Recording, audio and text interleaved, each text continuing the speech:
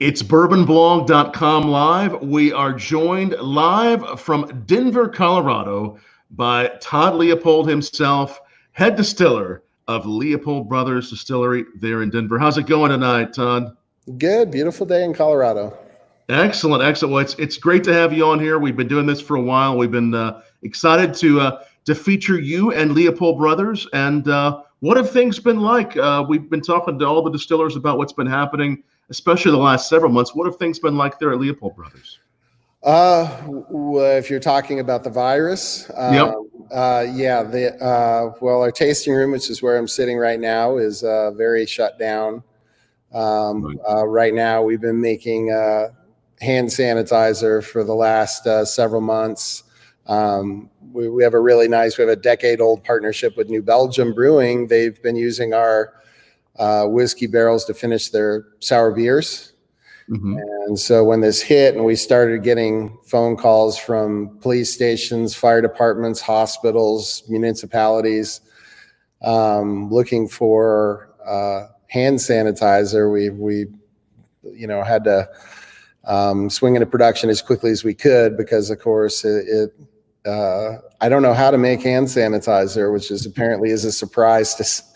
Why would I know how to make hand sanitizer? But the base for hand sanitizer, for those who don't know, is 95% alcohol spirit. And we have a vodka column here, and the column allows us to take beer, donated beer from New Belgium, that's at 8 to 10 to 12% alcohol, as high as 12, and extract the alcohol, basically bring it to a boil, extract the high proof alcohol. The vodka column, purifies it, separates the ethanol away from the rest of the compounds. And in the case of making hand sanitizer, you don't have to worry about flavor. You don't have to worry about aroma. Just as long as it's coming off at higher than 95% alcohol, you're good to go. And then you mix in some what's called denaturants, and it basically makes it so you can't drink it. A little bit of hydrogen peroxide and glycerol. Glycerol makes it so it doesn't evaporate immediately. If you didn't know, if you take 95% alcohol and you put it on a table, a few drops come back 10 minutes later, it's gone. So you need something to get you the contact time, and so that's what that is. So we've been mixing it up, and New Belgium was good enough to donate it. A bunch of other local companies chipped in. They chipped in the gallon containers and the labels, and the company we work with for labeling, Consume and Create, out of Denver here, did the labels, which seems like a small thing, but it's not. You have to make sure it's compliant. And in any event, we've been shipping gallons everywhere. We actually got a note from a group that was taking Air National Guard helicopters and taking the PP protective equipment and the hand sanitizer to rural areas that don't have access to these things. So that's so we were running the still 7 days a week to try and keep up and catch up with the demand. So that's kind of been our experience. That, and of course, social distancing, keeping people away from the shop as much as possible. So that means rotating in shifts and all that kind of thing. Doing some different types of shifts. And at some point, you're looking at, in the fairly near future, the tasting room will be back open? Or at some point, we're really not even at the point where we're looking at that, because we're not really ready. Colorado's not ready to start allowing people to come indoors, which is what they would need to do a tour of the distillery. So we're really not ready to even look at that just now. We'll wait for things to settle down and wait for more guidance from the state. Excellent.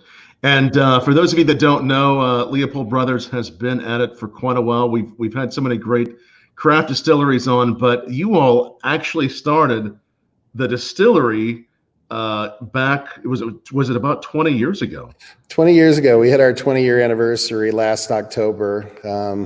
So we're kind of the old new guard. Of course, this doesn't hold a candle to, some of the other guests that you've had from, Wild Turkey and Buffalo Trace and that kind of thing.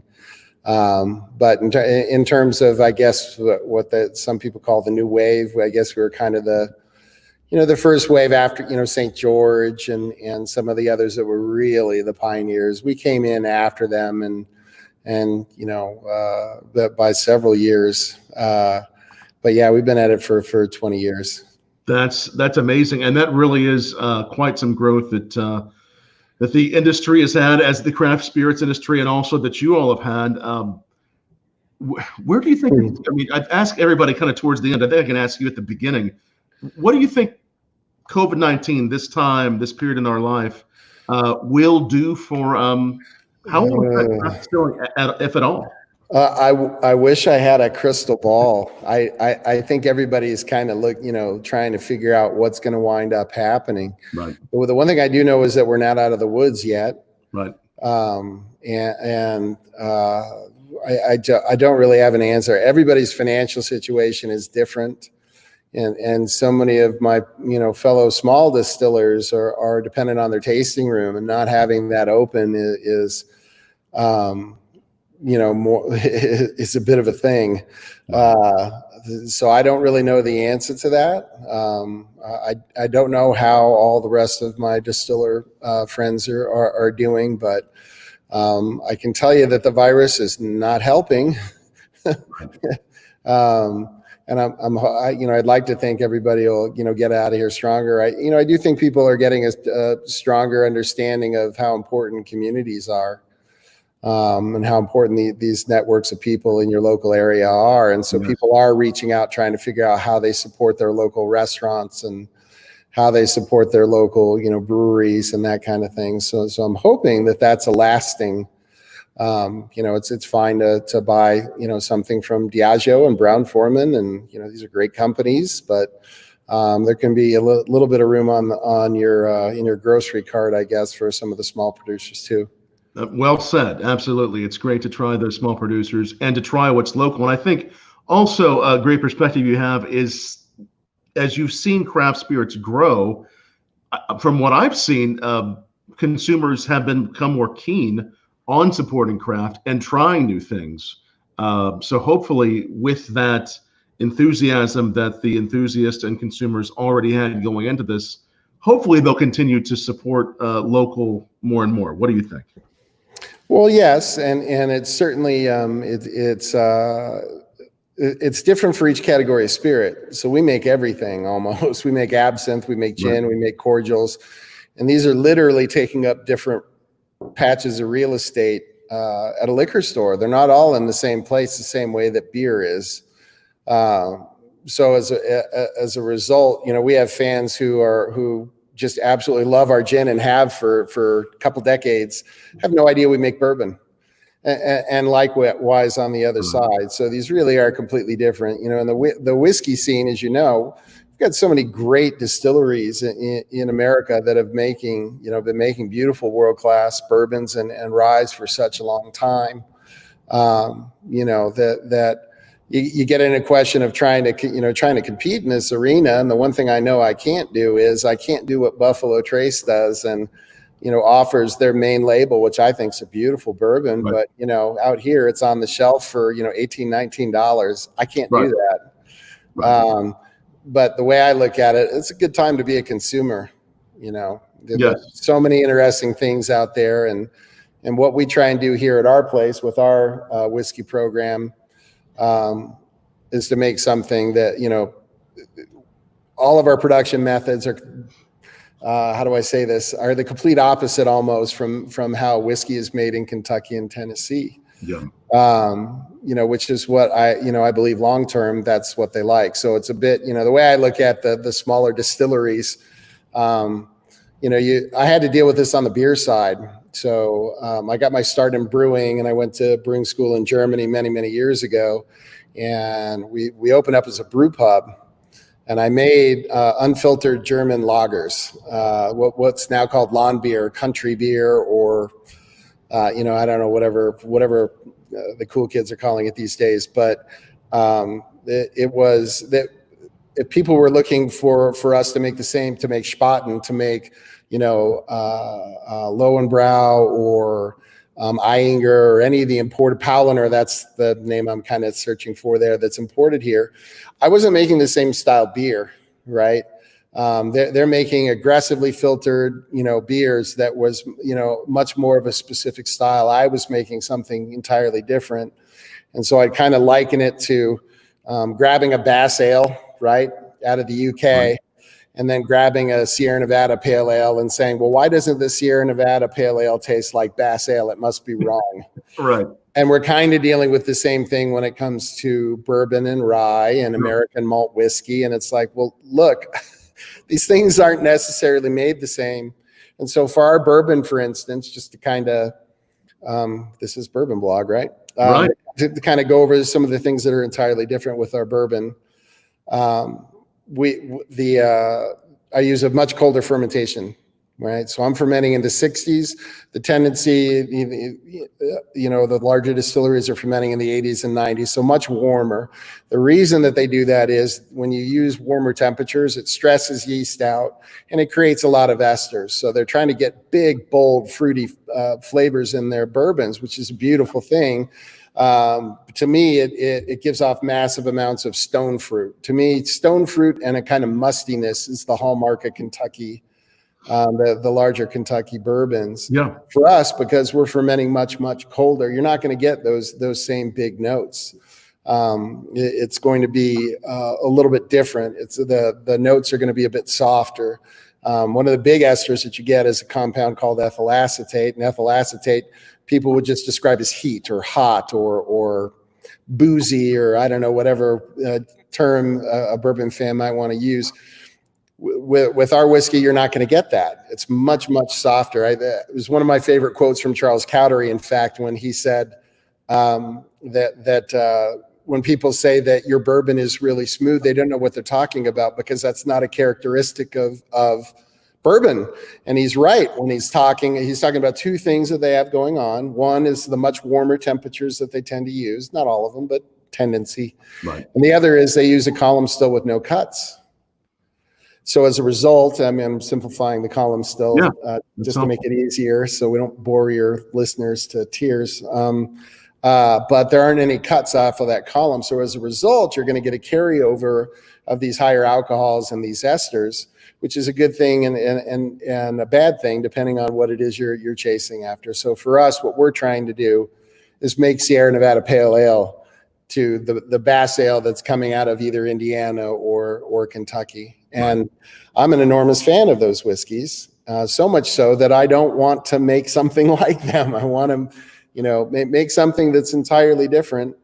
And so far, the consumers have enjoyed it. So excellent. And I think that's the real beauty to what you do, Todd, and to what craft whiskey and spirits producers do across the country, allowing their own signature, what they put on with their own hands, with their terroir, with their thoughts. I mean, that's part of why I love craft. I love the bigger ones, but I love craft whiskeys, and I think there's such an interesting exploration that can be had. So it's very exciting what you're doing. Well, you can do whatever it is you want, and that's kind of the fun thing. That's why I like my fellow producers and the big ones too. Right. Whether we're talking Chris Morris or Jimmy Russell or any of these amazing people that are in our industry. I want to, I have an understanding of, and I could do that. I could certainly, we could have, picked up the phone and called Vendome and gotten a column and done, made whiskey in the same style. And, I would have been just fine, but I wanted to go in a different direction and use alembic stills and use open fermentation. And we do a spontaneous secondary fermentation that's a lot like lambic beer producers would, if you have any fans who are into beer, where we're letting more organisms than just yeast go to work to contribute to more esters. And at our distillery, our open fermenters are right by windows. And when we come in the morning on a beautiful day like today, we open up the windows first thing at 5:30 in the morning when Craig gets here. And our building is designed to draw air out of the garden across the fermenters and up out the top of the vents. And what's happening is, and what's fun for me, as a producer. This building is our third building. Our second building, we were making whiskey in smaller quantities, and I explained with this new building to our the distiller who was still here with me, Craig, the reasoning behind what it is we're trying to do with our secondary fermentation was we're trying to produce some esters and other compounds that you wouldn't get at the old plant. So in other words, we were using everything the same, using the same stills, same barrels. Maturation was a bit different, but we went to this, having a garden set up and doing our own floor malting as well. And as a result of that, we're getting a unique microbial environment that's creating elevated amounts of acetic acid. We're down the rabbit hole. I might as well finish the thought, right? I like it, yeah.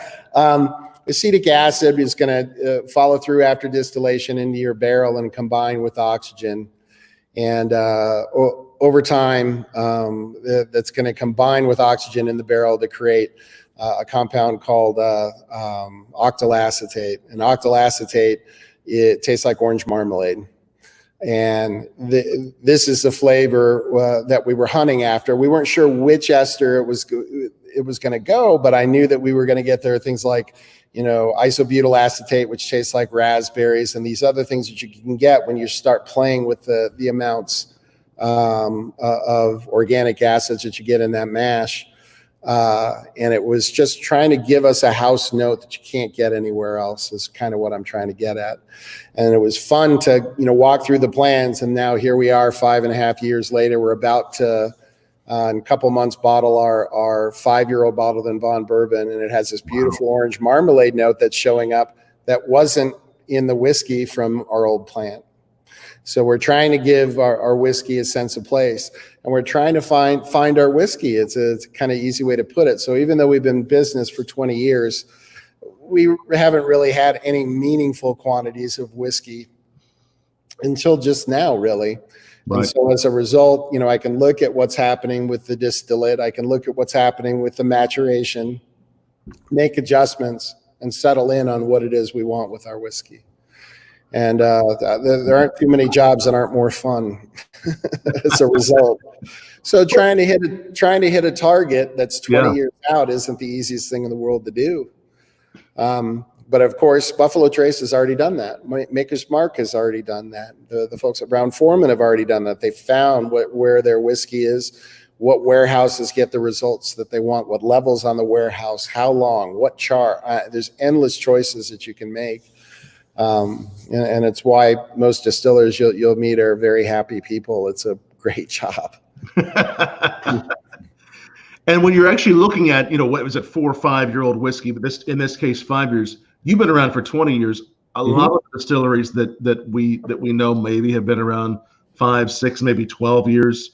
A large number of them kind of in between that. This is a real process. And if we're finding whiskey from these that we already like, they're still even dialing this in to where they want it, aren't they? Well, I mean, it sounds a bit cliched, but I always call, whiskey is a verb, not a noun. Right. It's not a thing. And it's like that with the larger producers, right? So if we're talking about Maker's Mark or Blanton's or any of them, is every single one of those barrels exactly the same age to the day? Right. Right. Are they using crops from the same regions? Where do they get their malt? Are the stills running the same all the time? I mean, these things are always changing, and we embrace that here because we're too small. We don't have a choice. So I don't get to pick. I don't have a half dozen warehouses to choose from where I can use a few hundred barrels to make it, so that I'm getting a consistent flavor. It's just simply not possible. What we'll do is a collection. Basically, we use the same seasons that you would use when we're talking about bottled and bond for all of our whiskeys.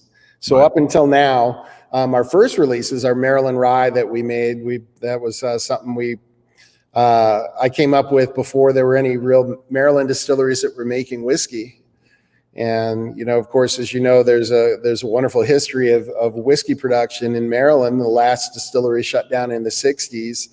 And I thought, well, that's a bit of a pity to see, Maryland style, rye kind of just disappear. Right. So I kind of get a chuckle when you see, Maryland rye being described out there. That was us. We were the ones that came out with that Maryland style. And I don't have a marketing department, and I wasn't smart enough to understand that. But what I was doing was I was trying to revive a style of whiskey that, to me, in my opinion, tended to be a bit, bigger on the fruit and kind of a pullback from more of the spicy notes that you get in a Pennsylvania rye. So in my mind, I was hoping, okay, well, this is something that's going to help the consumer. And you'll see people talking about, high rye bourbon, for instance, now. Right. And over time, I'm hoping if you're, curating either a store or a restaurant and you're serious about whiskey, break it up into sections so that you can help the consumer understand, for Scotch, do you like peat? Do you not? Do you like high rye? Do you like high corn? Do you, and so I kind of had an eye towards that with the hope that everybody else would follow behind me. And all the Maryland distillers told me to get lost, which I think is kind of cool too. But in any event, it's really changed, obviously, just in the last 10 years, the marketplace. And when we were selling, we really started with our gin, and it was us and Anchor Steam, and that was really kind of it for many years on the shelf. And then, as the whiskey, the Orenzos and some of the other great people out there that came on to make their bourbon and make their ryes. And it's a difficult landscape. It's difficult to stay in business. It's difficult to stay independent. So the warehouse that we have, it's awful different. It's awful difficult to keep putting whiskey down and letting it sit for 5 years and have any meaningful quantity. Right. And not getting paid for it. And of course, if you tell your banker, hey, I'd love to start making payments in about 10 years, they probably call security. So having to come up with the finances behind it, it's very, very difficult to do that. And if you don't mind me, I'm noticing somebody asked, does the source region of the rye really make a big difference? Yes. There's one of the questions. Thank you, Shrill Billy. Yes. Yeah. In my opinion, yes. People, the one area of the world that's done a great job of explaining how agriculture works are the winemakers.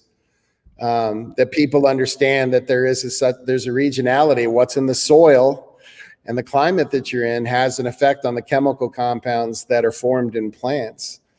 And that makes perfect sense to anybody if you talk to them about wine. But at the same time, as Americans, I think we still have this idea that a carrot in New York should taste the same as a carrot in Colorado. And that's just not the case. So where you get things makes a difference. In my opinion, one of the things that people don't really talk about is in distillation, we're not working with an aseptic mash. So in other words, it's not like beer where you boil it and add the hops. So what that means is the regions that you get these that you get these grains from, not corn, because for the most part, when you're mashing corn, you're going north of 180 degrees. And when you go higher than 180 degrees, for the most part, you're killing the bacteria that's coming in on that grain. But that's not the case for rye, and that's certainly not the case for malt. So what you're going to get, if for listeners who don't know, malt is really riddled with lactobacillus. It's a bacteria that will consume things that your yeast can't consume. Lignocellulose, any leftover starch that you didn't happen to convert. It's going to consume those things. And when it does, it's going to give off those organic acids that I mentioned.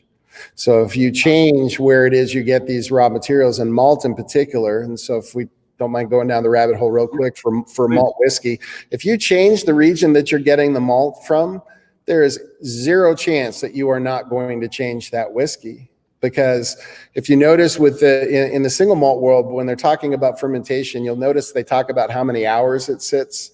Really, 72 hours is all that you need to go from that starting gravity in that mash and in your fermenter, all the way down to no fermentable sugars at all. Somebody's talking about malolactic. No, it's a little bit different. That's more of a wine thing, but the lactic acid is going to go to work. This is a very quick process. So when we're talking about distillation fermentations, you're talking 7 days tops. It's very, very rapid. What you'll find with the Scotch distillers, and it was one of the nice exchanges I had with Dave Pickerel before he passed away, at some of the places where he was consulting, we had some nice conversations about bacteria, that he would basically just let that mash sit for malt whiskey for another 12 hours, right? So in other words, the yeast is done consuming all of the fermentable sugars, and he would let it sit for another 12 hours. What's happening in that 12 hours? The lactic acid bacteria starts to consume things that the yeast can't, to give off those organic acids. And over time, that organic acid is going to convert into esters in the barrels and make a more complex whiskey.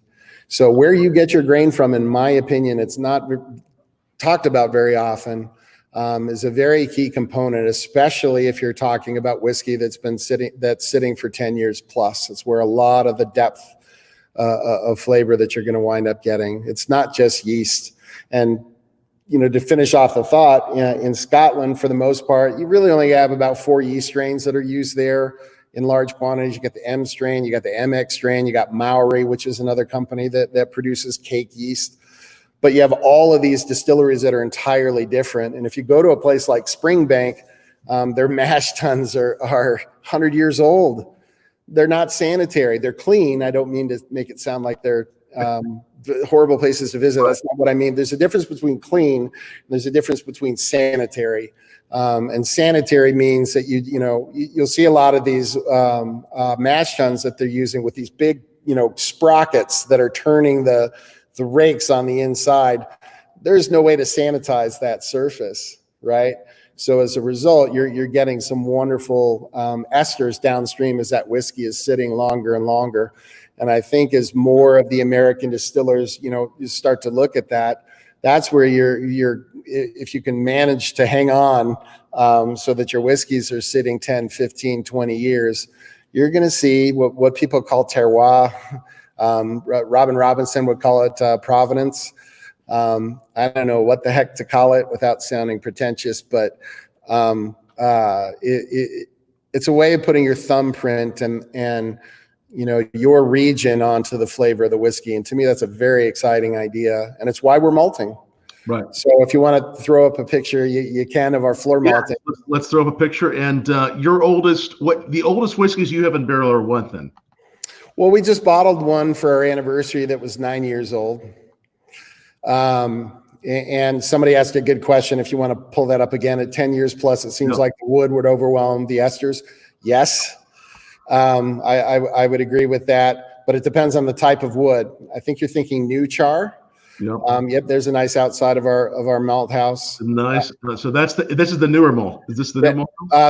Where the truck is the newer malt house. To the right, that connector is the actual distillery production. So now we have 2 kilns. So the kiln on the left can hold about 20,000 pounds, and the one on the right can hold about 7,000. So it's quite a bit bigger, and that's Colorado 2-row barley that we're unloading into the silos there. We're very lucky here. We would not have done the malt house if we weren't in Colorado. The reason that we're doing it here is we have the Coors family. They've been malting here for decades.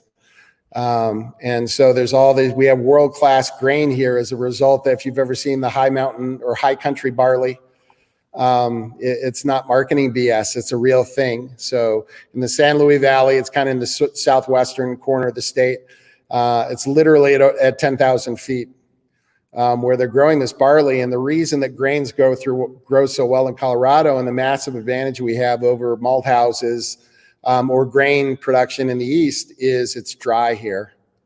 So one of the biggest things that leads to issues in your rye or in your corn crop is moisture. It leads to all kinds of mildew and that kind of thing, where you can wind up having issues with your flavor.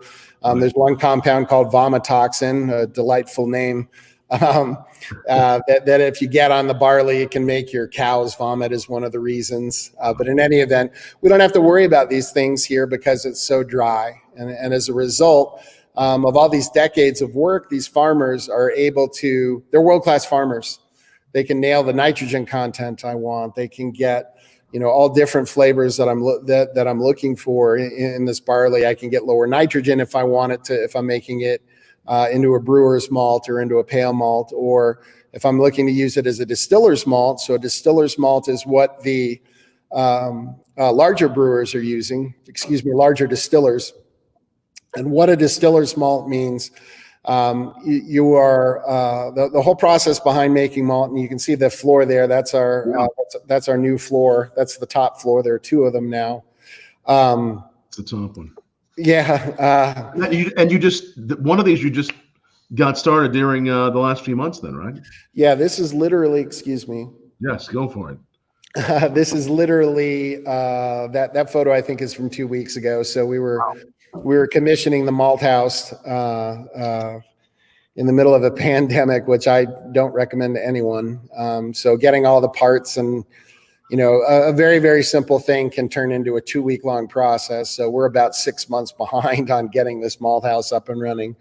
But the difference between malt and grain is malt has, this is going to sound like a dumb thing, but I'm going to say it anyways. It's gone through the malting process. And the malting process, you're steeping a grain. So each one of for barley or for rye or for corn, these are seeds. If you didn't know, these are seeds. And the idea is you're going to steep it in cool water for several days.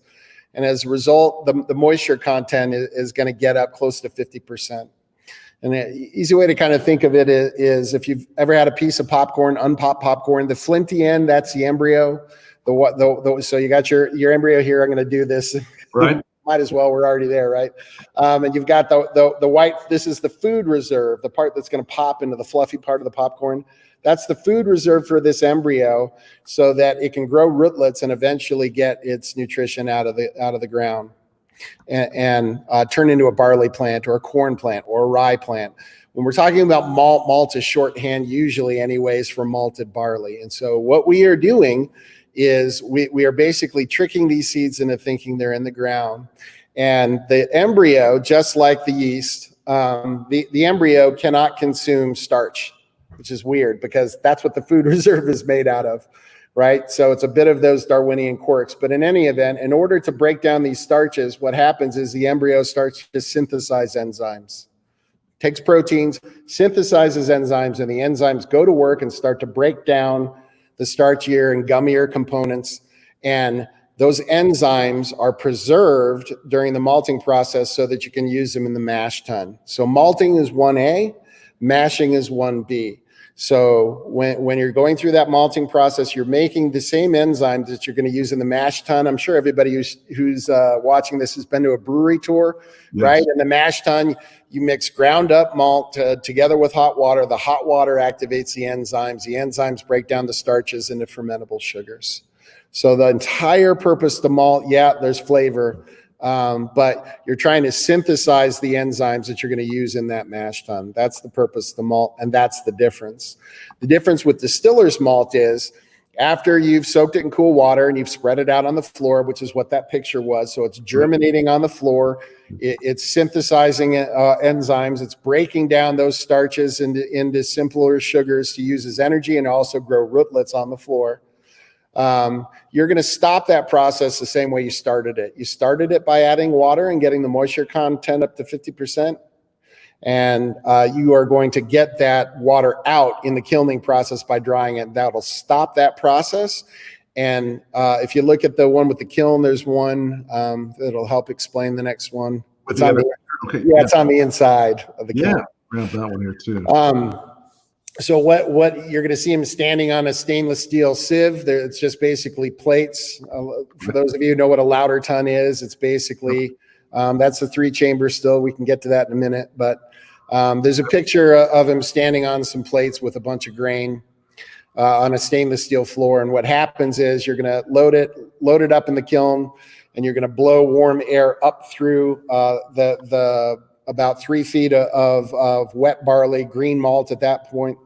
And as a result, after about 36 hours, you're going to get the moisture content from 50% all the way down to about 4%. And at that point, It's now known as malt. You send it through a cleaner, you put it in a bag, and it goes to breweries or distilleries around the world.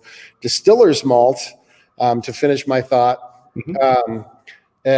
as a result, Distillers Malt, you want as many of those enzymes as possible. You're not really looking for flavor. So, Buffalo Trace or the Brown-Forman or those distilleries, you'll see as low as 3% malt, really as high as maybe 15%. They're using Distillers Malt because the corn and the rye don't have any enzymes in them at all. So the malt that you're adding has to have such a surplus of enzymes, it can convert all of the starch in the corn and the rye in that mash tun into sugars.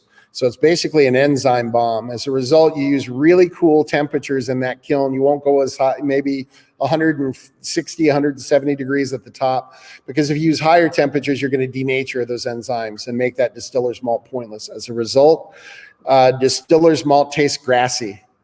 So you really need to get that kiln, the temperatures over 180 degrees to make what's called pale malt. The difference between pale malt and Distiller's Malt, without getting way too technical, you're using kiln off temperatures of 180 and 190 degrees in that kiln to get that moisture content down. When you do that, you're creating some really beautiful kind of, biscuity flavors. I was about to say malty, biscuity flavors, toast flavors, as a result of that higher kiln temperature. Whereas a Distiller's Malt, it leaves the grassiness because it is basically a grass, right?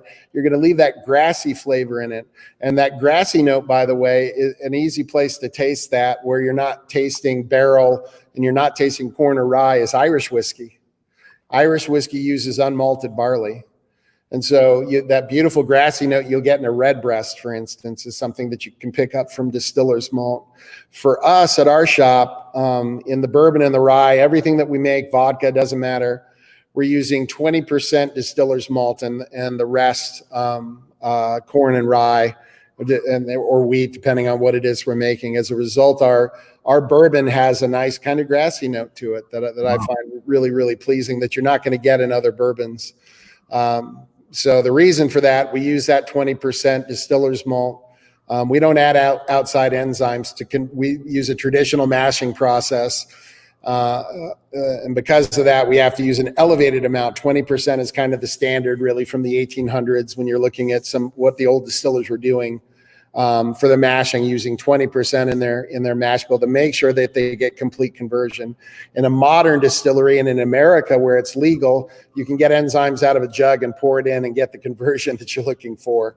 So as a result, you can move it all the way down to 3%, or in the case of some distillers, you can use none. You don't have to use any malt at all. You can just use the enzymes out of a jug. That's really incredible. So many great questions. And if you do have any questions for Todd, please ask them down below on Facebook, on YouTube. There's actually a few of our friends that have asked the same question. Gable Lorenzo had asked earlier how many pairs of overalls.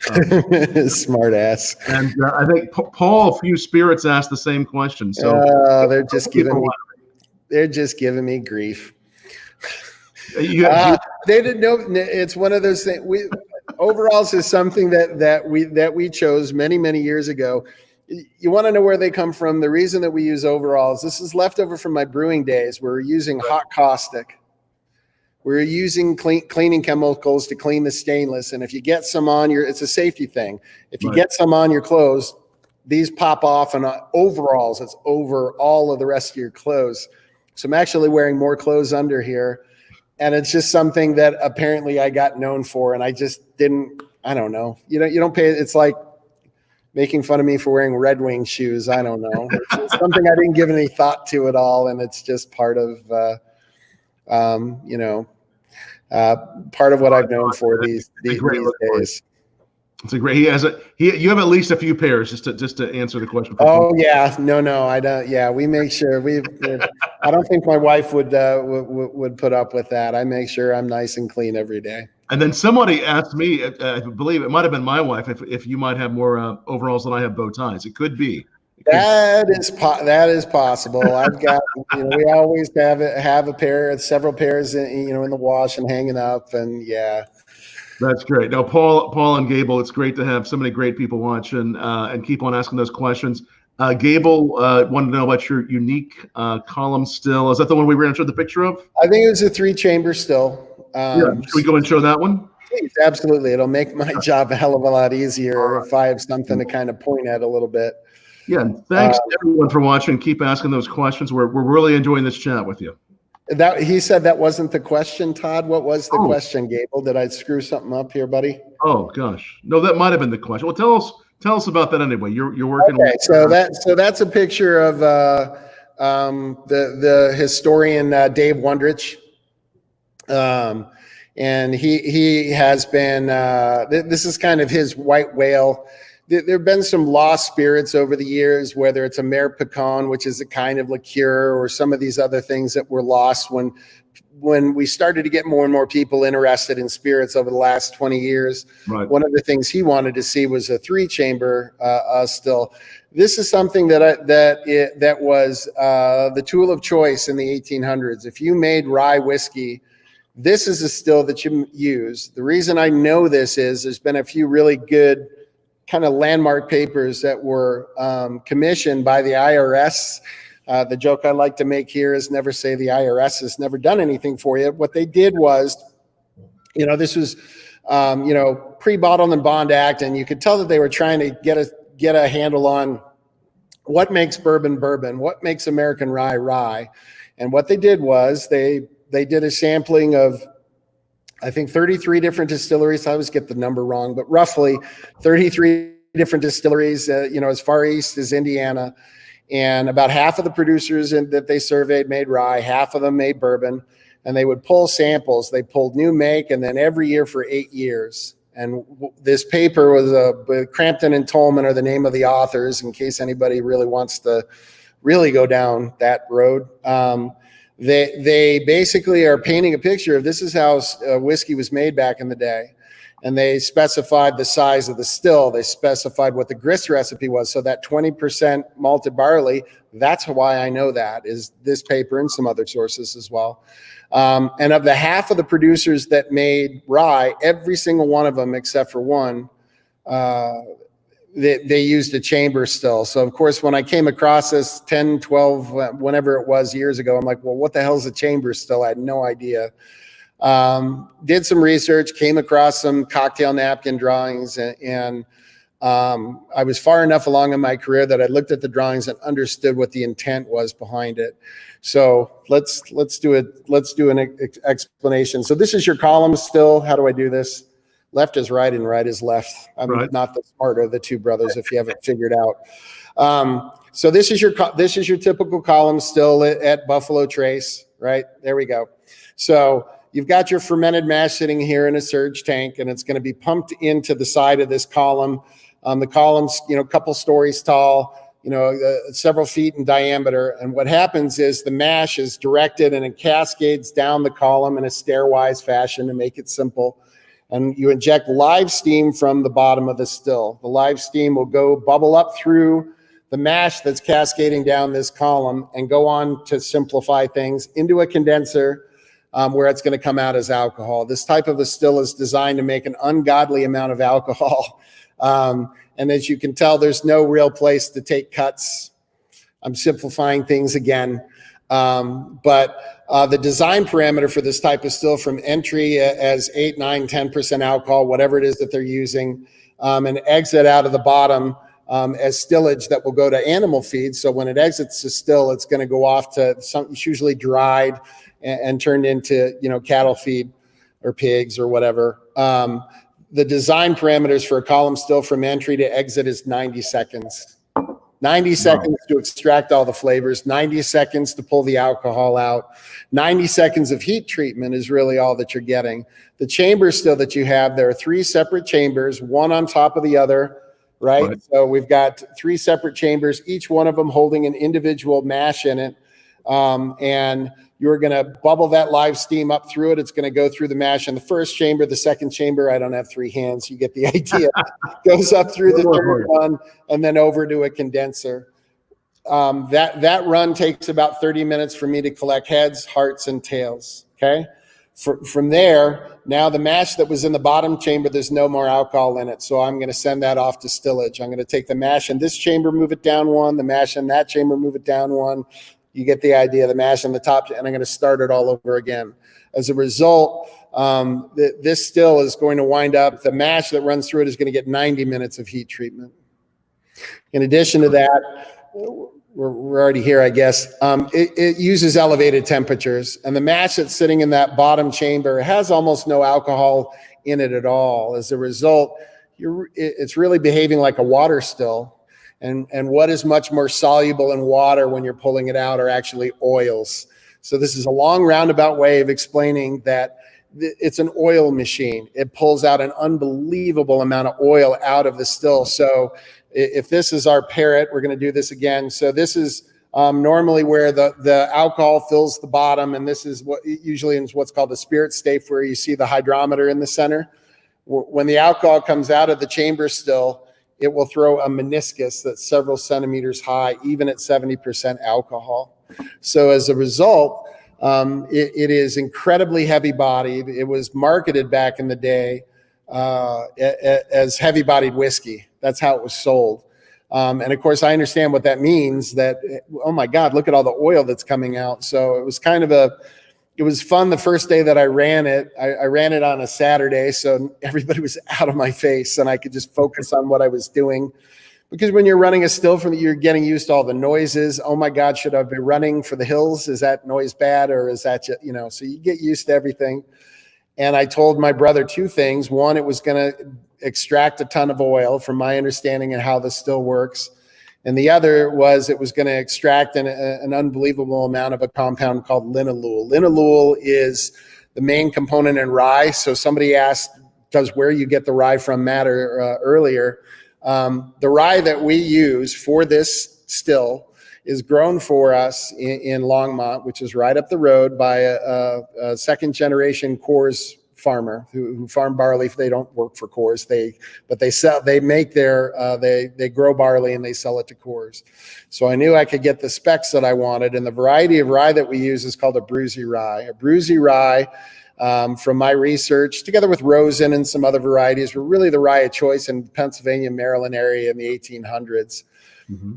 The reason for that, I found out very, very quickly, are twofold. One, it has an elevated amount of linalool. Linalool smells like lavender. So when you get a floral note in a whiskey that has rye in it, that's where that's coming from, coming from the rye. The other compound, can't believe I'm putting your... How do you say it again? Linalool. Linalool. There's different kinds, but let's keep it simple. There's another compound in rye called ferulic acid. Ferulic acid is something that I first came across in my German brewing days, because again, I studied in Germany, and I made Hefeweizen. And if you've ever had Hefeweizen, it has this beautiful spicy clovey note. Okay, so in brewing school they teach you how do you get that spicy note up, or how do you tamper it down, right? Part of it is your mashing temperatures. It releases ferulic acid, but part of it is how much wheat you put in there will affect how much ferulic acid you get in the mash. And the ferulic acid combines with yeast to create that note. So if there are any home brewers here, they know that you have to use what's called a Hefeweizen yeast. Okay, what a Hefeweizen yeast is, it's actually a really wild yeast, is what it is, and what will happen is when you feed a Hefeweizen yeast this ferulic acid from rye or from wheat, it's going to combine that ferulic acid together with the metabolism of the yeast to create 4-vinyl guaiacol, which is spice. So what I'm struggling to get across here without any kind of diagrams, the reason that rye whiskey tastes spicy is it's a combination of ferulic acid together with that yeast. Wow. And the Red Star yeast that so many distillers use in America, it's a dry yeast. The M strain that I mentioned, the MX strain that I mentioned in Europe, in the UK, this will react with ferulic acid. But what are the distillers missing in the UK? They're not adding elevated amounts of ferulic acid because it's 100% malt, right? So as a result, it's not really all that spicy, because you don't have the second component. And the reason I bring it up is that in my experience, People think that rye itself tastes spicy, and it's just not. So this Abruzzi rye that I mentioned that I have growing for me has a lot of the linalool, which is lavender note, which is what the 3-chamber rye, really the aroma is unbelievable from that. And the other is that it has a lot of ferulic acid, which leads to a very, very big spicy note. So that's why I asked the farmer to grow it for us. And the 3-chamber rye recipe is the same as it was in all of the distilleries I mentioned in that paper. 80% rye, 20% floor malt that we make ourselves. Did any of that make sense at all? Yes, it did. So for that 3-chamber rye, that will be when will we be seeing that? The end of next year, we'll be releasing it as bottled and bond, and it'll be all 5 years old, all of it. All 5 years old, straight out of the gate. And anything else in that 3-chamber? In the 3-chamber? Not right now. No. Not right now. No. And kind of another fun thing on the bottled and bond side. I can't remember if I sent you any photos of our barrel house. We have a dunnage style warehouse with earthen floors. And as a result of having these earthen floors, we're trying to make up for the lack of humidity here, right? So it's very, very dry in Colorado. And in August, you can get single-digit humidity, which is no good if you're trying to make money, because the evaporation out of your barrel can be double digits. I'm sure you've spoken with the Garrisons or some of the other people that are famously hot and dry climates. Your evaporation rate can be 15, 18% a year. So what we did to counterbalance that, we have an enclosed warehouse. It is not climate controlled, so we're letting Colorado do its thing, again, trying to give it a sense of place. And we put earthen floors in, and the building is surrounded with some rocks and drip irrigation for some plants outside. And the idea is to get that moisture to come up through the ground in the warehouse. As a result, it's about 22% more humid inside that building than it is outside. And as a result of that, instead of having to add humidity like a lot of, I know Stranahan's and Laws, they both add humidity out here in Colorado. If you've ever sat out on a patio and you've seen those misters, that's basically what it is, to elevate the humidity to try and slow that evaporation rate down.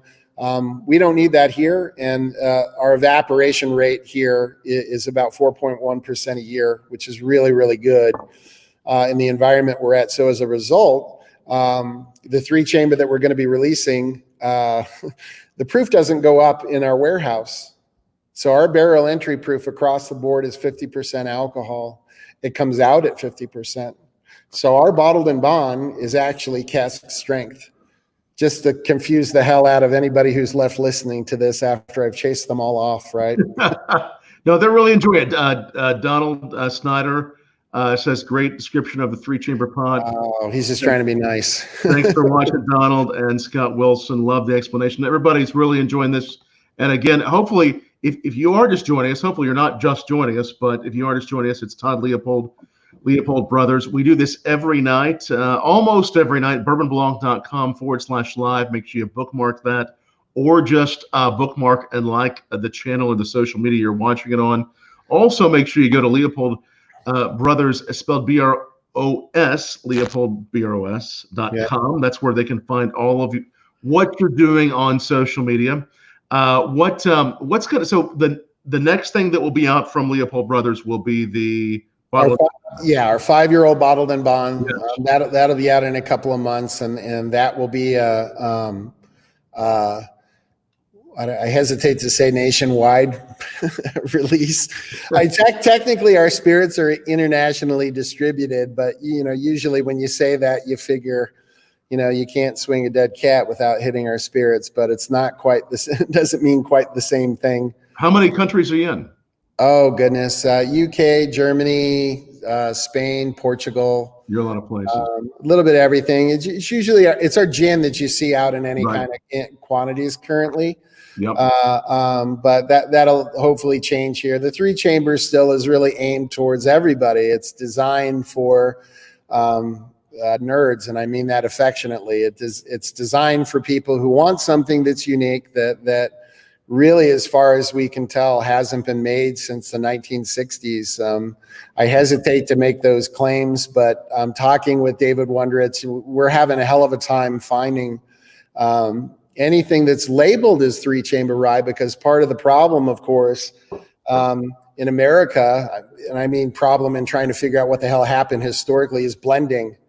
So the 3-chamber rye was very commonly used as a blender, kind of the same way that Canadian whiskey was, where you have this, I keep getting this wrong. Let's do this. really flavorful base whiskey. And if you just add 10% of it into a lighter produced whiskey, or 30%, suddenly you've got a whole range of flavors and a whole range of spirits. And as far as Dave Wondrich and I we haven't been able to come across a whiskey that I know was distilled in a 3-chamber. And believe me, you could tell. It is absolutely nothing like any other whiskey that's out there. And of course, my brother likes to point out to me that that's not necessarily a good thing. So let's see if anybody else besides me loves it. We're really excited to share it with people. That is really, that's so exciting. And yeah. And the bourbon was released not too long ago too. Yep, our 4-year-old bourbon. And when did that come out? That came out just this past fall. So very we were waiting for a pandemic before we released it. As you can tell, hopefully you don't get another one before the really good at marketing. Yeah, I guess I probably shouldn't have said that, huh? No, it'll be great to try that. So many great people watching. If you have any other questions for Todd, David Sterling watching, and Scott Wilson, so many good people watching, and in looking towards the future of just say bourbon and American whiskey in general. I mean, obviously, you've seen it the past 20 years, craft distilling, the rise of bourbon. We started BourbonBlog about 15 years ago. We've seen it in a large way. People are always, they ask me, they ask everybody in bourbon and whiskey, when will this stop growing? When it comes to bourbon specifically and rye, American whiskey, what do you see as the future for all this, whether it's big brands, small brands? What's the future hold, Todd?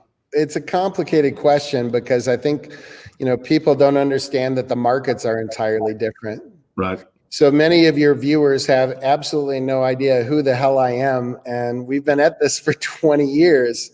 So somehow we've managed to keep our doors open as a result. And it's because of regionalization. You can think of it like beer. Not everything needs to be a global brand. And we've made the choice. Even though we are distributed internationally, to call us a global brand is a bit silly. The one thing I did learn from talking with some of the larger producers who were, looking to see if we were for sale, as some of the other distilleries were being snapped up. The larger distillers, it's almost like they're selling vacuum cleaners and we're selling oranges. Their view of the marketplace and what it is you need to do to stay in business and what works are entirely different conversations than somebody like us, that's selling, fewer than 100,000 cases a year. It's really an entirely different discussion as to what you need to do. And I think that the marketing, the one thing I can say, the marketing window is closed. So if you want to try and get your whiskey sold on a national basis, and by I mean national, I'm talking like High West, for example. Right. That window is closed unless you're in a house. And what I mean by that is Pernod Ricard or Diageo or whatever. If you're not with one of those bigger houses, getting the attention that you need, to really truly make it a national brand isn't there because of wholesaler consolidation. And it's the part of the conversation that everybody forgets, that the consolidation has gotten so aggressive that so many states have two choices. And what that means is that Diageo, Brown-Forman, Pernod Ricard are going to wind up in the same house together. Right. And if you're not one of those brands and those two are duking it out, screaming at the salespeople to get the volumes up, what the hell do you think is going to happen to the rest of the dinky little brands? And then there's the whole pay for play thing, which is something people don't really talk about. And, whoops, several cases fell off a truck. And how about that? You're being featured at our bar, and, it's a bit of a tricky thing for small distillers. And of course, this makes absolutely no sense today during the pandemic, but we got our start selling it an ounce at a time. We had a pub. Right. And I can tell you that the math behind that pub was great. We were one of, if not the first distillery pub. We made German style beer, and I made the gin, made the vodka, made the triple sec, made the coffee liqueur. We made the whole back bar, and selling it by the ounce was a great economic model if you're willing to do that. The problem is now you're a restaurateur.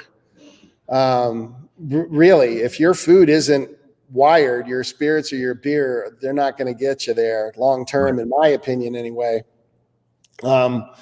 But I don't really know the answer other than as to what the future holds. Other than, for the most part, people don't really care who we are outside of our home state.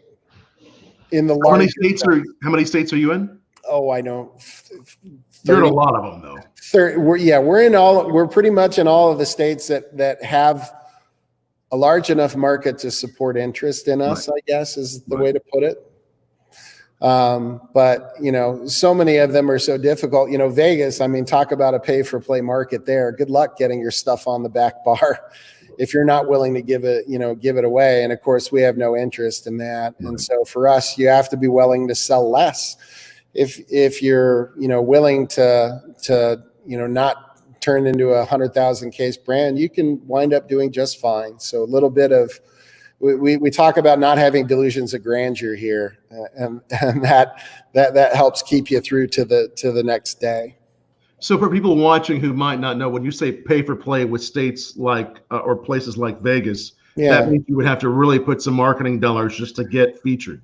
Yes. I don't know how much you want me to say here, but no, please go ahead. Some of it is above board and some of it isn't. Right. And it's basically greasing the wheels, payola. There are places that very, very large global brands will use their marketing muscle to make sure that they're featured on a back bar. And so the way that it works, and actually an easy way to put it, because it is legal, anytime you go to a stadium, right, and you see whatever beer or whatever spirits, what the stadiums do is they charge you for the signage. And then there's an implicit contract. Yeah, you're going to put your sign up, and legally speaking, they can drop your brand. Right. They don't have to serve it, but of course that's not what happens. Instead, they feature it. But what's happening? So a typical, if you're trying to get featured at a bar inside of a large, the NHL arena or NBA or whatever, that's a 6-figure annual contract that you're paying to have your signage in that place.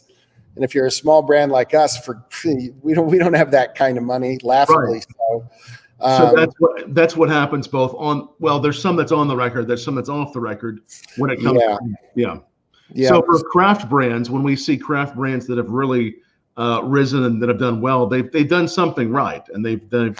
Oh yeah. Oh no. I mean it. Yeah. This is a tough business, and I'm certainly not poo-pooing any of the some of the. Your perspective's wonderful. It's some of my friends that did wind up selling their distillery or a portion or whatever, were telling me how much grief that we were getting, and it's like, tell them to shut up. It's your business. If this is what you think is best for your family, tell them to buzz off. It's people have a tendency sometimes, when the whole, when the articles were rolling out in the Daily Beast and other places on sourcing whiskey, they would try and call us up to get me to say bad things about other shops. I'm not going to do that's none of my damn business. What it is that you do. And sourcing, it's an important part of our industry, and Johnny Walker kept the damn lights on at so many of the Scotch distilleries. And if you don't understand that, maybe do a little bit more research before you throw rocks at people. There's nothing wrong with blending. Blending's a healthy part of the whiskey market. Sure. In my opinion, it's indispensable. But they tried to make us out to be, I don't know. I don't know what their thinking was, but if you build your business up to the point where you want to sell it. Now that's not our path, as long as we're healthy and everything. But so what? How does that I don't understand that whole line of thinking. People like independent stuff, sure, but at the same time, they're also buying. There's a reason, these larger companies are selling an awful lot of spirits. Somebody is buying them. Right. So to me, I don't look at it as an adversarial thing. There's plenty of room on the shelf for everybody. Just make good spirits, focus on that, and if you do that, you'll do all right, I think. Yeah, just keep on making good stuff. That's one of the things I was going to ask you here as we end things. And thanks everyone who's watched tonight. So many great people, Kevin and Paul, and all the people commenting below. Looking forward to the rye you'll be releasing. What's the advice that you would give craft distillers, fellow craft distillers? Coming out of COVID as we go forward, what advice would you give them? I mean, you've obviously been through many years there. I guess I get that question. It comes with the gray hair, I guess. People think that you have all the answers. We don't have any of the answers. We should have closed up at some point in the first 10 years, and there's no secret to doing it. It's one bottle at a time. If you're looking to do a lot more than that, then you get into a bigger house. I know those companies are still looking for distilleries to buy. If that's your goal, that's great. But for us, it's just one little bit at a time. There's no magic. We don't advertise. You're looking at our advertising today that you were kind enough to have me on. I was looking at some of the other guys, and I'm noticing how much better looking Gable Lorenzo and Paul and Adam Spiegel that you had on. So, I think I do better with sales if I'm somewhere way the hell off camera. I'm radio friendly face, right? I don't really have anything. I just, I'm excited to see more of the distilleries come out. I'm excited to see, the one difference I will make together, Gable, I love that man. How I got to know Gable? This is actually tell us. Yeah, his father was in the hospital, and we were reading these stories. After that, I'm reading these stories to my parents. So my mom helps with the books, and my dad is a landscape architect. He designed the grounds here. So this is something that came on to us later. But his dad was in the hospital, and we're reading this just crushed, going, Jesus Christ, how the hell do you, excuse me there, how do you handle the business on top of everything else you're dealing with this? Yeah. And the only thing I could figure out to do, I don't know if you know Zingerman's out of Ann Arbor, a very well-known James Beard award-winning delicatessen. I sent a Reuben kit, hoping that the Arenzos that they like Rubens. It was the only thing I could think of to send out to try and make their days a little less crappy. And then I finally got to meet them in person, and they're just amazing people. And what's fun about our industry, I think, are the stories. So for the most part, when I run into my fellow distillers, for the most part, I like hearing their stories more than anything else, and the people behind. What is it that drove you into entrepreneurship? Because you really have to be kind of an idiot. I mean, you have to have no fear. And some of that is just stupidity. Looking back on, what we didn't know beforehand, it's remarkable how many people start up businesses. And so for me, when I see these fellow business people, it's hard not to root for them. It's exciting to me when I see other distilleries popping up in Colorado. I think we're north of 70 of them. And it's neat. It's great. To see all the trouble that you have to go through. You understand how hard it is, all the licensing, all the inside baseball, which I just barely touched on. It's exciting to me to be a part of the community. And it's kind of like the same story you hear from, comedians, that they point and just say, I just wanted to be one of those people. Right. That were up that, right. So that you could sit at the bar, hold your head up, so if I met Lincoln Henderson before he passed, and be able to not be a complete, I was probably a bit of a babbling idiot with him, but, be able to hold a conversation with them and to be viewed as a peer. is really half of the fun of our industry, I think.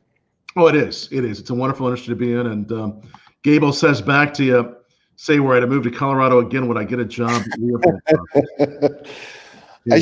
I should make a height joke here, but I'm not gonna. We would love to see him out here, of course. Our doors are always open to the Arenzo family. They're just.